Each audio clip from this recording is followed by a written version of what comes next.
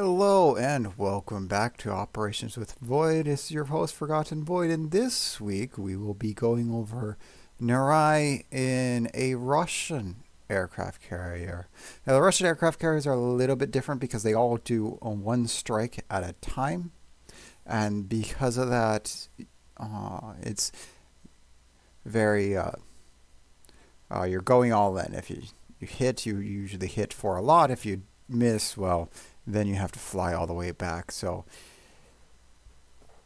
it's kind of a higher skill floor and higher skill ceiling with these carriers than the standard one, because the standard ones you can always swing back for another attack while you're flying in the area.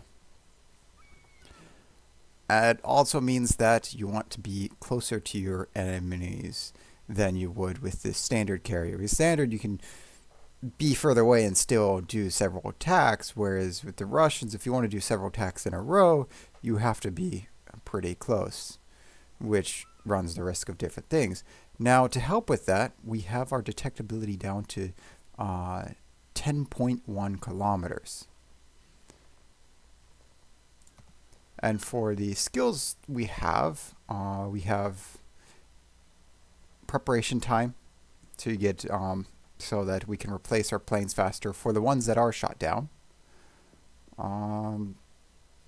These two are okay. Otherwise, none of the others I would take. We have torpedo arming distance, so that when we go in, we can get the arming. If we need to aim in with the torpedoes and we're not going for a long range, we can do this. Some people choose it with Swift Fish, but we don't, because we just to have the flexibility with a shorter arming distance. Pyrotechnician, because this ship has two kinds of bombs. On the normal one, you also want it because the rockets, you throw a lot of rockets up, so you want to have the fire chance. We have survivability for the planes. We don't have much on flak, because you can just try and dodge the flak, but this protects the planes from the standard AA. And then we have hidden metas to bring down the concealment. And since there really wasn't anything else, I mean, the other thing would be proximity fuse. You could do that for 10% more, but that only works really on battleships and some cruisers and maybe some carriers. But either way, I figured to go the silly route and do secondaries, which between that and the modules brings our secondaries up to pretty much our concealment range at 10 kilometers. So see, on the equipment, we do have the secondary flag equipped. That's the only flag that we have equipped, and that is to bring the secondary range up, because without it, it's a 9.5, so that gets us up to a 10 kilometer secondary range.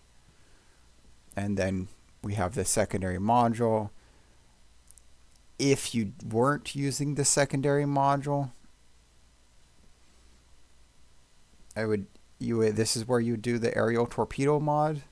So for the normal Russian carriers, we can do the aerial torpedo mod, but for this one, we decided to be silly and make it a secondary build. Of course, these two are the standard CV ones, and then we have bomber mod for the bomber HP, because torpedoes you can launch from far out. Skip bombers you can launch from far out. Bomber is, you are actually a dive bomber, and so you fly over the plane, and so these are actually going to go into the AA, unlike all the other planes, Russian planes. And then concealment. Flank control mod is good if you're going to lose a lot of planes, but concealment's better for the Russians because it allows you to get it closer, and also you're not actually going to lose that many planes even when you do lose planes. And so without any further ado, we'll go ahead and show you Russian CV play in Narai. So with Chkalov, or with any carrier, you don't want to go ahead of the transport, so you only need to go a little bit. Usually half is fine for a carrier. If you're going with Graf Zeppelin, you want to go 3/4, but for all other carriers, half speed is best. If I was in the other carrier, I probably would do the rocket planes first for the other Russian carriers. But for this one, I'm going to do torpedo bombers first. I'm going to try and get up here. So this is actually the first battle I've had after a week and a half of not playing from vacation and not being at home. So I'm just kind of going like this to see. I was hoping it would spread out more, but no, like that wide of a thing, and then you get a narrow spread. Because that was too far ahead for the New York and too slow for the Emil. So we're going to go like there. It's still such a narrow spread for that. And that one's going to be too slow for the New York. So this is me testing out the speed of the torpedoes.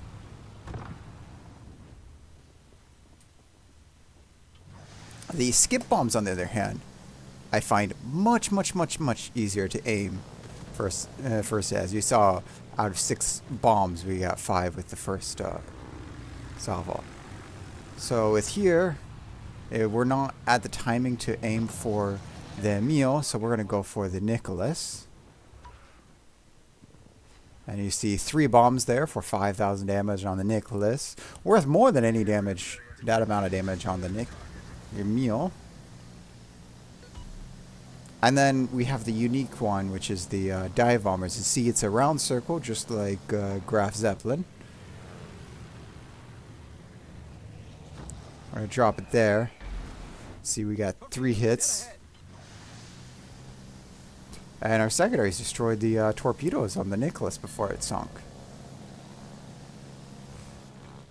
So I actually meant to bring out the normal dive bomb, but I got out the skip bombers, and you see, even with going past the line, I was still able to get a single bomb hit on the superstructure from the New York.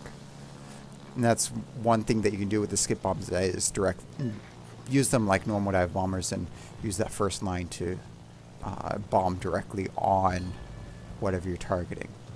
Whereas the dive bombers, you have a little bit more up to RNG. Still, sometimes you get lucky, like the 5 bomb hits we got there for 10k damage.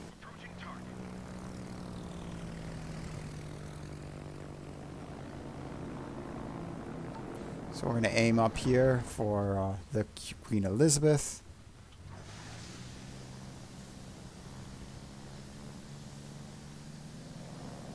But QE's probably, yep, they're might have hit, might have not hit. And so we're going to swap back to torpedo bombers. No, we're actually going to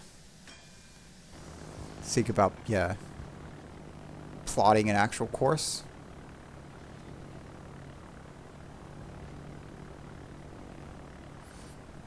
And since I see no one going for the transports, I'm going to go for the transports. One thing about the Russians, because your planes are slow, so they take long to get to the area, and because they don't hang around in the area, unlike the normal CV, you don't want to go after transports immediately, because that really reduces your DPM and ability to fight. Not like we did that much damage with only 32k damage so far. So what we're going to do here is we're actually going to go off the Farragut, because that is the that one would give us the most trouble. And one thing about getting the Farragut is it will trigger the transports, but they'll move slower. that, and it'll trigger them a little bit slower than if you actually killed a transport. And now what I just realized by looking at that is the replay, it's not doing the aiming. There's a bug with the aiming, and so the aim is actually wider than it was for me in game. So like this is really wide. No, I had it pretty narrow there. Oh look, we just got it Alice from our secondaries. So here I'm changing the speed of my carrier because it was running into a transport and slowing me down from where I wanted to go. So after I drop this, then I'll fix it, hopefully. So now we're going to go after the communications ship St. Clair. We're going after the St. Clair because it's the hardest to hit. As you see there, 6 bombs and they all missed.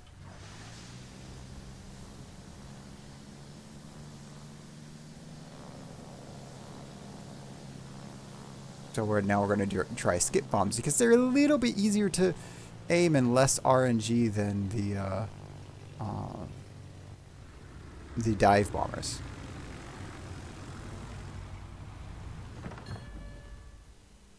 So as you see, a full stop, and now I'm not hanging on a transport ship.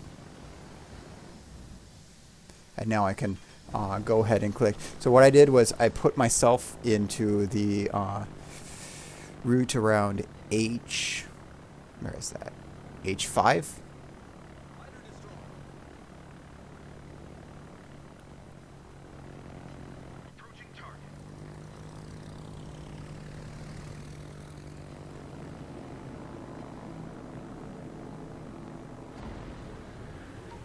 So we're gonna, yeah, that torpedo route should go after St. Clair, and now we can work on the others.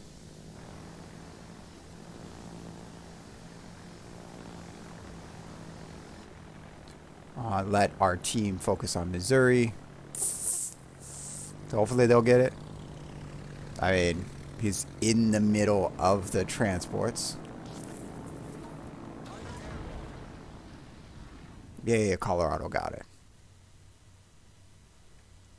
What's our team again? Colorado, Bismarck, Scharnhorst. It should not have gotten that far. Engaging enemy.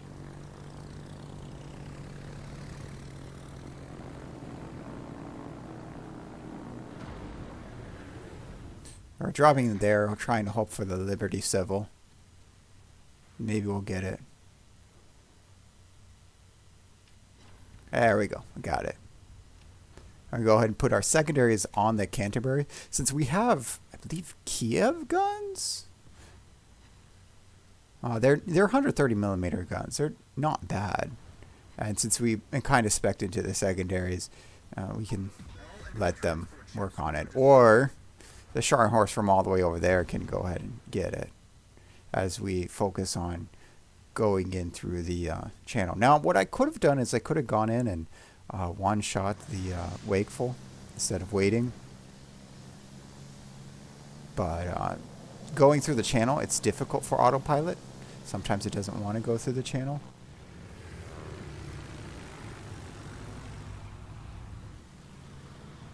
I'm just going to drop that on the head of the Wakeful. Get one bomb hit. Ship commanders, provide cover for the transport ships. And think about the Russian carriers. They are fast once they get up to speed. They don't have great acceleration. And by being on this side in this area, we can kind of have our secondaries fire in. As you see, our concealment is basically our secondary range.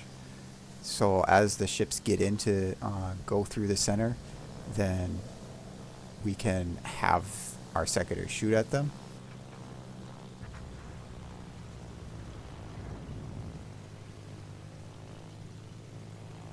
And I saw whoever went up north. Who went north? Oh, yes, the Colorado went north to deal with the carrier. Now the Scharnhorst 43 is going up there. And since the carrier has not been dealt with, that's one less person, sometimes more. I had another game where three battleships all went north with me to try and deal with the carrier. And we lost 3 stars because of that. They were focused on having 1 star. If you see a destroyer go up there, just go into the harbor. The destroyer can probably take care of it. That's like if no one else is doing it and the destroyer just goes up there. And we get 2 fires on the Lexington. And they're most immediately DCP'd. So by doing this, even though this is lowering my DPM by going here, and I'm probably going to lose planes because they're going in it, this will bring the Scharnhorst 43 back into the main fight sooner. And hopefully, he'll actually be able to help with the main harbor, since we have already lost 1 Colorado.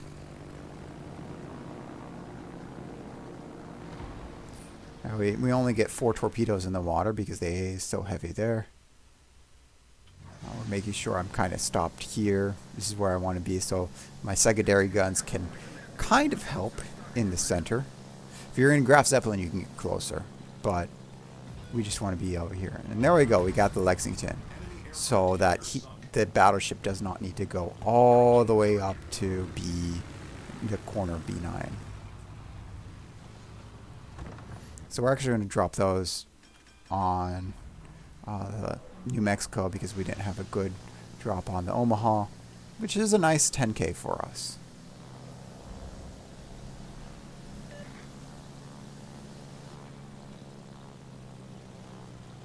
And as you see, by being over here, we have the broadside of everything we're shooting at or dropping bombs on.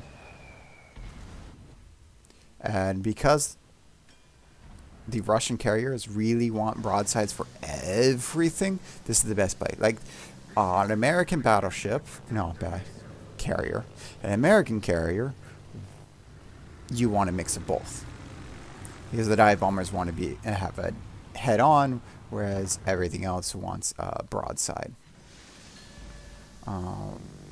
So specifically, which one? Oh, that was a nice hit. 6 bombs. Hornet would want to Nautzer the island. Would not want to go over here, but it would want to Nautzer the island around over here at F6. Whereas all the others, I guess more of a broadside would be better like this. Graf Zeppelin, you would want to be closer to use your secondaries, but other than that, this is probably the best place for most of the carriers, but especially the Russian ones.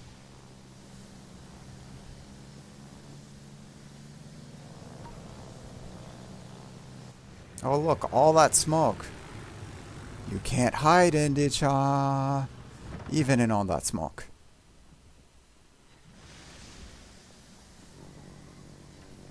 There we go, 4 bomb hits for 8K, even in all that smoke.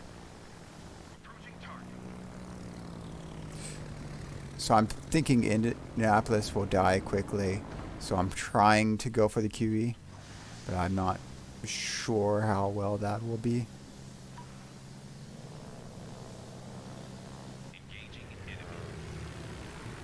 Since Indianapolis didn't die, we're going to try dropping bombs on her.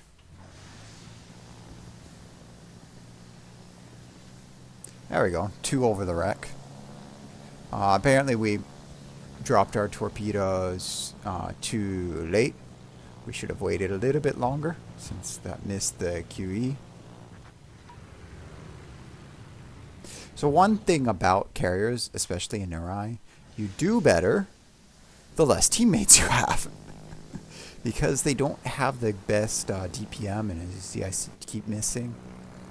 Here I'm getting greedy. I should have actually gone to the left of the wrecks, but I tried going in to the right of the wrecks. But unfortunately QE speeds up a little bit, so I missed that.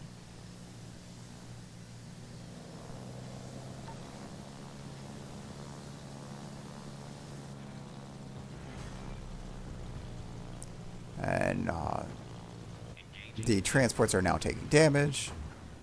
However, the Scharnhorst 43 that went after the carrier has finally decided to join us in the harbor. And this is why you want the carrier dead, because if the carrier is alive, someone goes up and takes themselves away from the main objective, which is winning the it's winning this scenario, this operation, and they go after the carrier all by themselves, and when they're actually really needed here.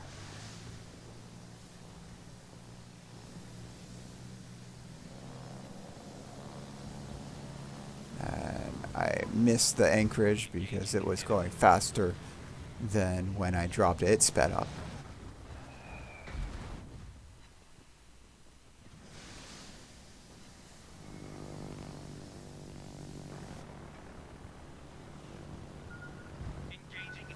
And it looks like it sent torpedoes towards me, but those were off.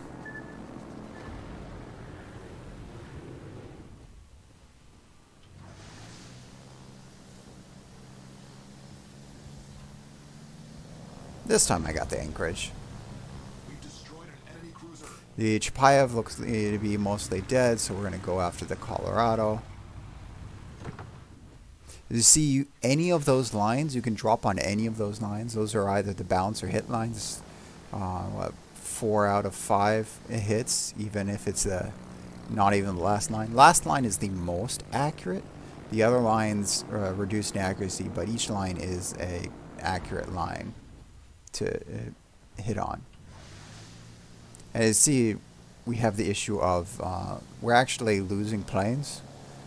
Partially, so we have about 1 flight per, but even then we never actually fully ran out of planes, and there we are with a victory. 250k damage. Okay, 242k, but we did get 9 kills, 55 bomb hits, 36 torpedo hits, and 114 secondaries on a not a very good secondary ship. So the Scharnhorst B, of course, it got top because it's the Scharnhorst 8 kills. It's supposed to be top. But we got second. Bismarck, Akatsuki. Okay, here. Bismarck and Akatsuki could have and should have done better than us. Even New Orleans could have done better us. But because everybody kept dying, it allowed us to get the best DPM for a carrier. So we're able to kind of carry and bring in the game. By taking out the anchorage at the end, taking out Lexington before it could get too far away. We had the Colorado for the final kill because all that was left was New Orleans. I didn't expect much from them. By going for the transports, no one had to go very far out for the transports. So all what we are doing is kind of hurting the puppies to get on the main objective by taking out the secondaries before they become too much of an issue. And, well, hitting every single ship we can. We had almost 3K on the Missouri from just our secondaries alone. Our secondary batteries got 25K for us. It's actually not bad considering everything else. Our normal bombs only did 34K, whereas Skip's bombs did 63K because they're much easier to aim. And torpedoes, because Skip bombs and torpedoes are more skill based, whereas the normal bombs are more RNG based, and that's why the skill-based ones do more. You'll get more damage from those. Unless you can't aim, and then they're all RNG based. Yeah. So that is Russian carrier Narai. If you like this game, go give it a thumbs up. If you didn't, thumbs down. If you want to see a certain video, a certain ship, a certain something, let me know in the comments. I'll do my best. Otherwise, we'll just see what the week has in store for us. With that, I hope to see you again next week. Have a good one.